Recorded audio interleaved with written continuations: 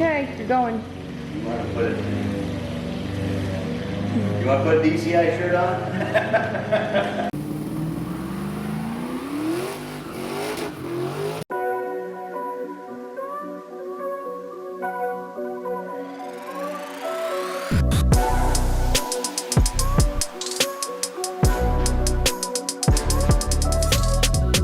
Welcome to DCI Motorsports channel. My name's Don Johnston and this is my son Brandon Johnston. And today we're going to go over the next step in our project with the 1971 Le Mans drag car that him and I are building. Today we're going to go over some steps, the valve job that we're going to perform on the cylinder heads, and some of the things that we had to do to prepare to do the valve job. So I'm going to let him take over here and let him explain to you what we did, because there's a video that we took already that he's going to show you guys what we did, with how we replaced the seats and did the competition valve job. So the seat machine that we use is a Burco machine, and basically in simple terms it makes it so we can make every single seat, and I guess you can call it a seat for the valve spring as well. Yep, the installed height for the spring. Yep, all the same. So think of it as like a really high-tech drill press with a stop on it. It just comes down and it has a stop, and that way you get every single one at the set, I guess, dimension. Yeah, height that we want it to be at. Right. So that way, you know, before we used to do them with stones. Yes. And with stones, you have to use your eyeballs. There's nothing, you can measure it, but it's a pain in the butt to measure. Yeah, we used to use we still use a height mic, but we had to use a height mic to get all the valve heights the same. And it's time consuming, it takes a lot more time. With this machine here, you set the machine with that stop up there, and you can set every one of them, and you just go down the line and every one of them right You down. check it once, and then you set that machine, and then you do every single one.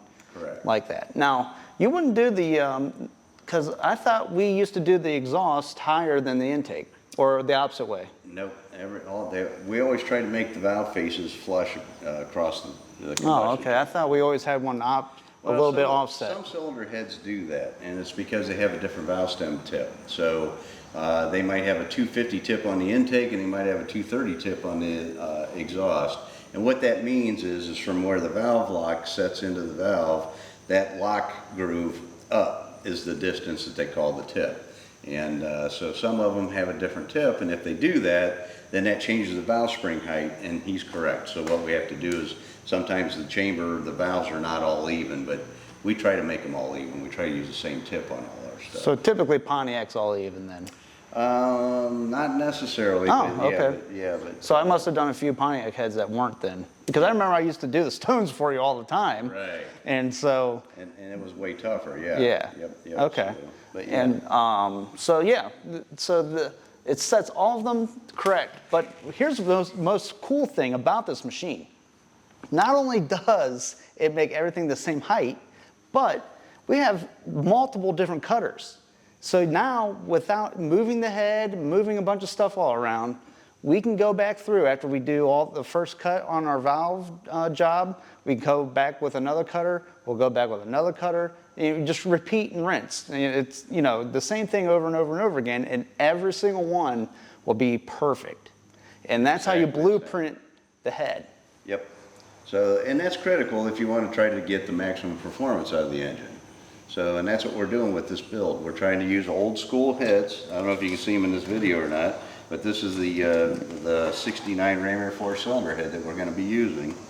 And it's the head that I used back in the 80s and 90s when I raced my car back then with a 455. And then this one here, I don't know if you can see it or not, but you can actually see the seat inserts that we put in. Yeah, so the seat inserts that are in here, they're also on this head as well. They're on the video you guys will see. But we had to put those in because my dad's done so many valve jobs on it that you actually wear away the seat. Every time you do a valve job, you're removing material. Correct. So you can only go so big, and then you have to cut them all the way out and put new ones in. And what do? You use titanium seats or? No, they're just cast iron seats. Okay. You can get some different type of material, powdered iron. There are a copper beryllium or just a copper seat. But in this particular application, we're just using an iron seat.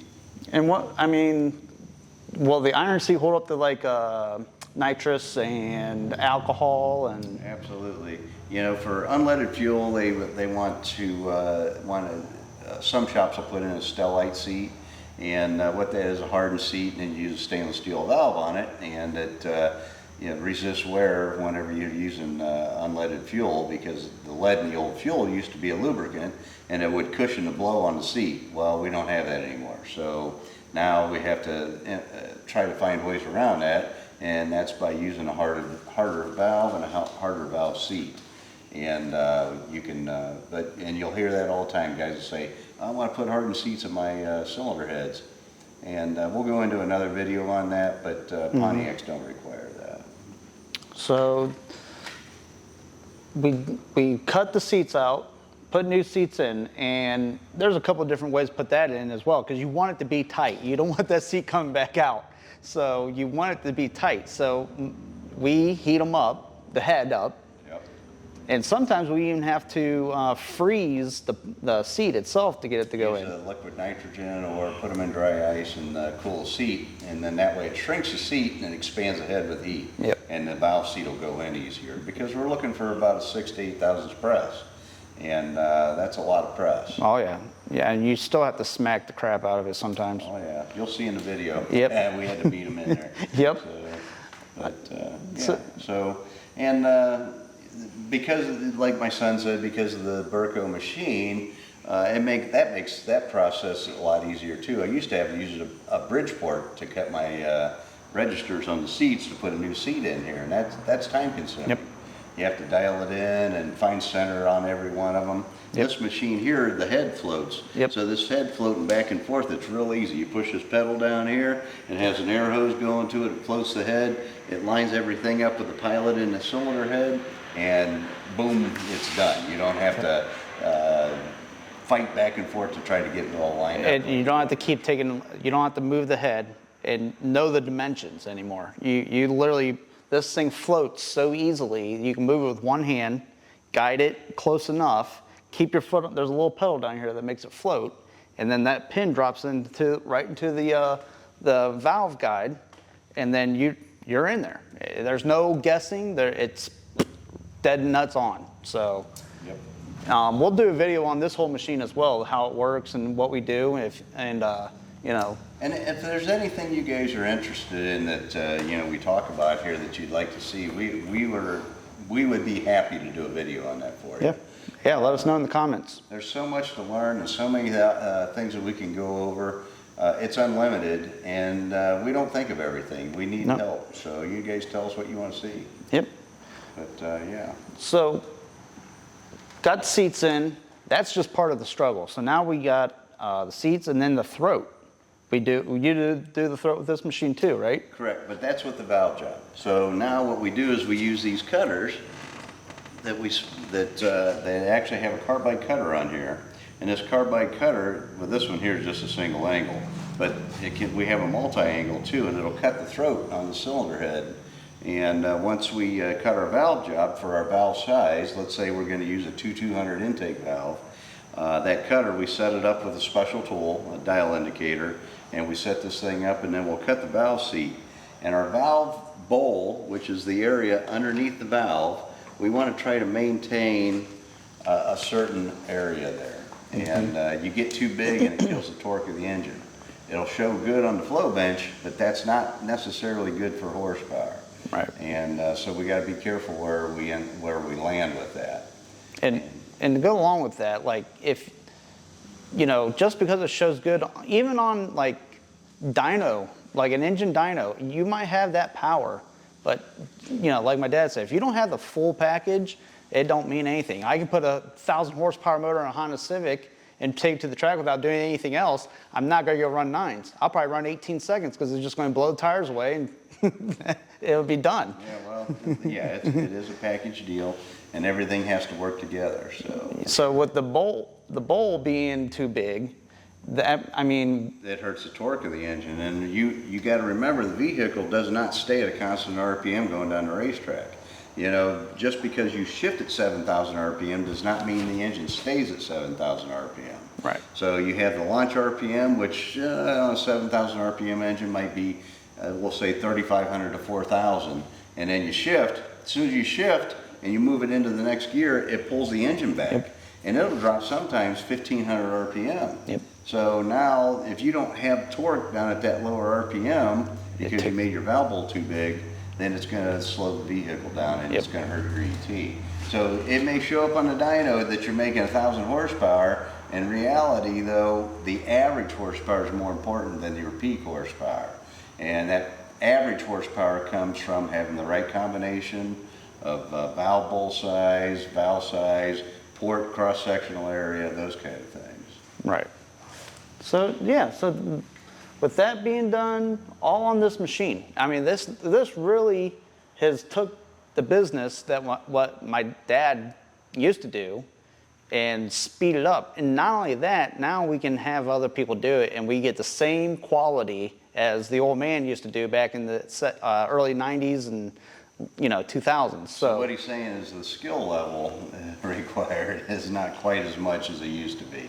Now I can teach somebody how to use this machine and it's going to end up with the same result that I used to do with stones, which required a lot of skill. You had to really know what you were doing. You did have to know what you're doing. You had to have an eye for it. You just couldn't take a stone.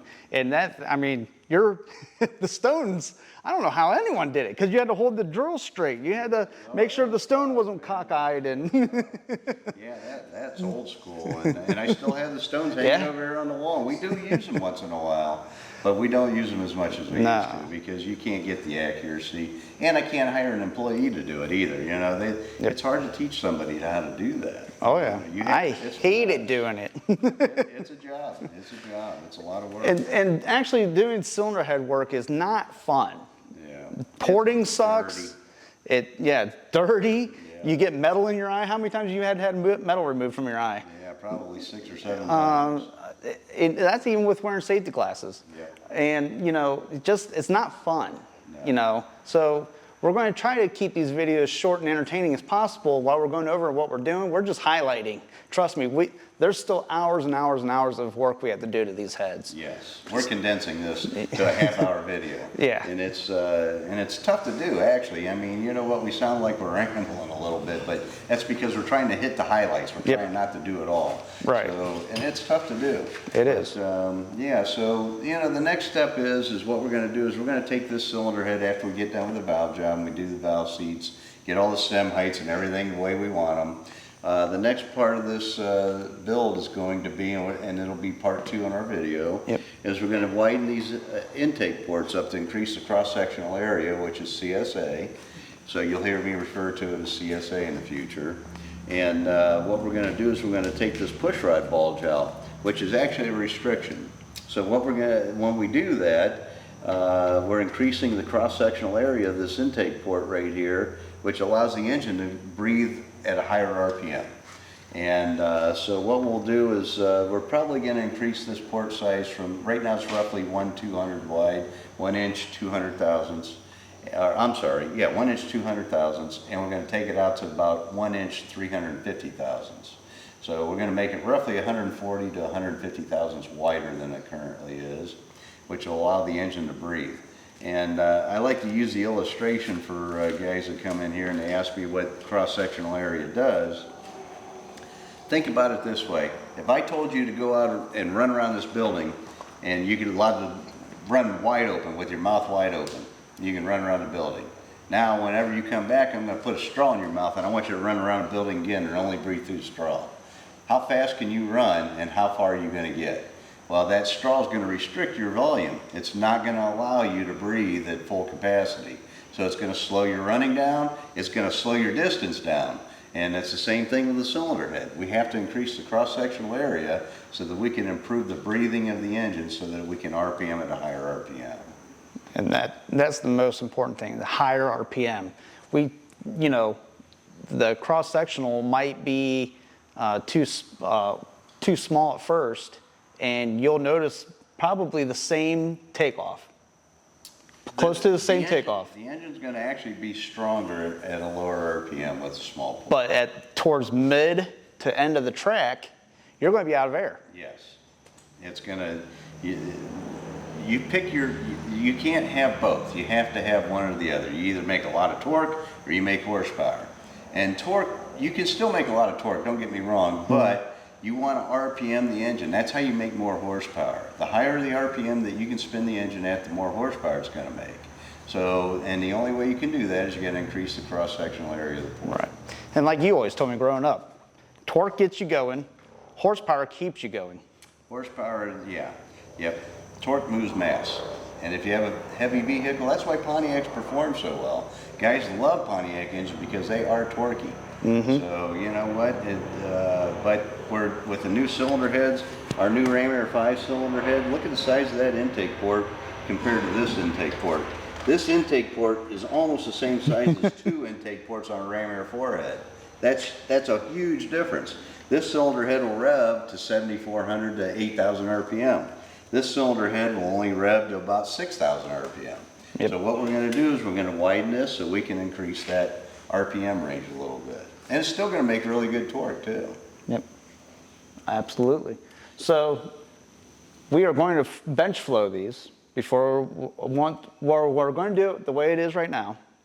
And then we're going to do it once we do the cross flow analysis on it, or the not analysis, what we're going to do, what he's saying is basically we're going to float without doing the wide port. Okay, we're going to see what the head flows in the current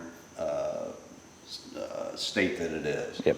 And then what we're going to do, and I have a Superflow 600 flow bench. Yep. And flow benches are another thing that we're going to go into, Yep. and I don't swear by them. They're just Nope. just all they are is a tool, and we use it for determining certain things.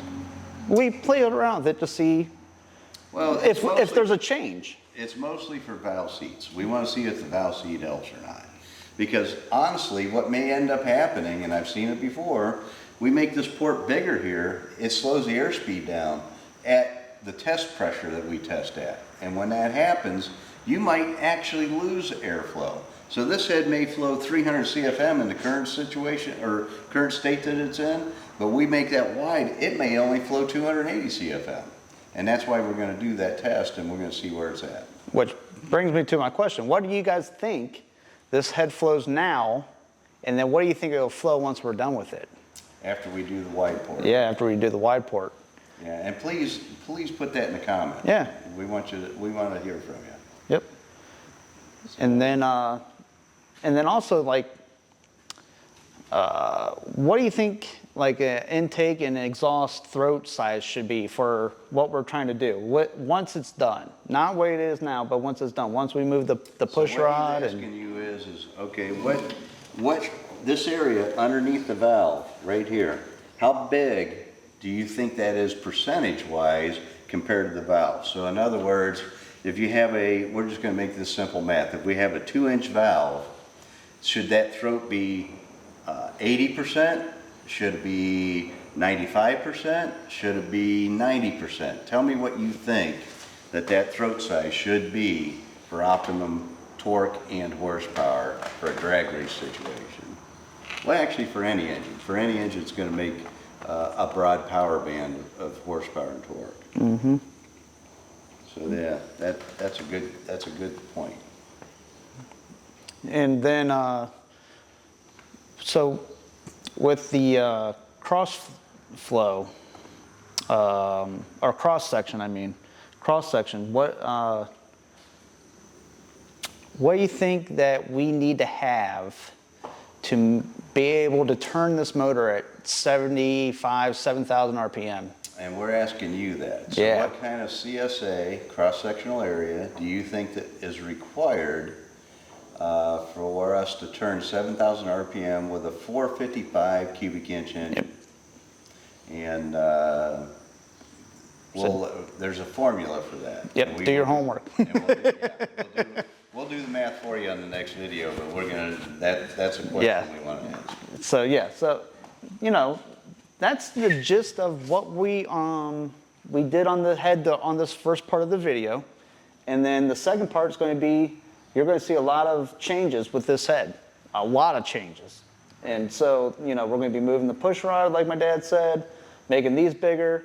So, you know, stay tuned for part 2 for sure. You know, it's going to be this part. What we're doing now is the boring stuff, but when we start moving this stuff, not a lot of people do that.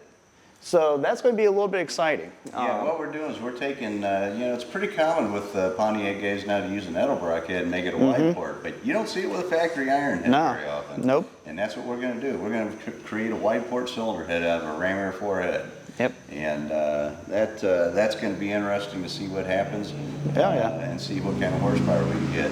Yep. You know, my son, I busted his chops a little bit on one of the videos. I don't remember which one it was now, but he was saying we're going to make 800 horsepower. You know what? We might be able to. You know, we do it with aluminum heads, so maybe we can do it with the iron head. Yeah, I think we can. You always underestimate the horsepower on all your motors, so. I do that on purpose. I do not oversell. You know what? I see all these dyno figures and people making all these claims on horsepower, and we just seen it. I'm not going to mention the engine builder on the last video we did with Tina and George, but they had a dyno horsepower number of 600 and I don't remember, 630 horsepower. Yeah, something like that. Yeah. Yeah. Well, I can tell you right now, at the racetrack, it did not put down 630 horsepower. And that happens all the time. Dynos are nothing more than a tool. Yep. Flow benches are nothing more than a tool. You know what they use, but what's happened is engine builders and cylinder head guys, they use that to sell product. Yep. So they inflate the numbers. They want you to buy their product. Yep. So if you're foolish enough to fall for their 630 horsepower figure, then good for you. You know, I don't do that. My engines make 500 horsepower, 550 horsepower, and run with the rest of them. Right. Well, I think that's going to do it for right now for the cylinder head. Stay tuned, because we're going to have part 2 on widening the port and everything. And I got to give a big shout out to my girlfriend Kelly. She got me a shirt. I think it's appropriate. Also, too, these valve covers that are in the background here, they say 100% pure engine with the DCI Motorsport ink underneath. This is going out. It's going to be discontinued. So we have a couple of sets left, I think 5 or 6. Maybe 10 sets. 10 sets left. So get them while you can if you like this, because they are going away. We're going to be retail currently for $259 a set. So we will be coming out with a new one. We don't know what it's going to be yet, so stay tuned. But this one is going away. Yes. And we also offer them plain, and we can custom engrave them as well. Yes, and custom engraving starts at what? $175. And the valve cover for the plain valve covers is $249. So, yep. So keep that in mind. If you like the valve covers, we can also powder coat them as well. Yes, we can. And yeah, so until next time, guys, stay tuned for part 2. DCI Motorsports Ultimate Ram Air 5 cylinder heads. We have made several improvements over the factory cylinder head. We've raised the exhaust ports, we've raised the intake ports, we improved the combustion chamber and spark plug location for better flame front. We offer these things in a as cast version, which is 380 CFM. We also offer them in a street and strip CNC ported version of 430 CFM, and we also have a race port, which is 500 plus CFM, and it is also CNC ported.